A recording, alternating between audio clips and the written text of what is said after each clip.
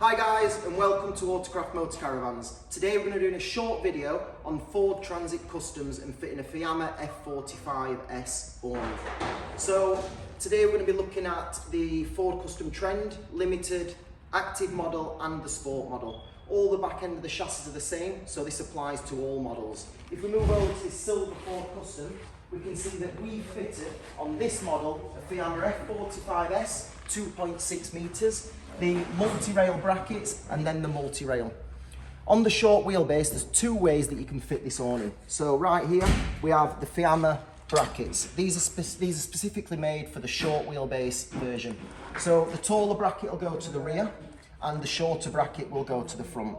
The taller bracket goes to the rear because if you have a look, you can see the sliding door comes up, and if it was any longer, the base vehicle, the door would foul on the awning case, which means on the long wheelbase version, to fit this awning, you must use a multi-rail brackets and then the awning.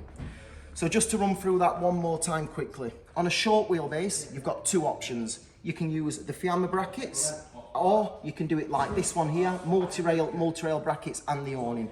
On a long wheelbase, you must use a multi-rail brackets and then the awning. All these three ways are built in kit form on our website, so you can easily find the way for your vehicle.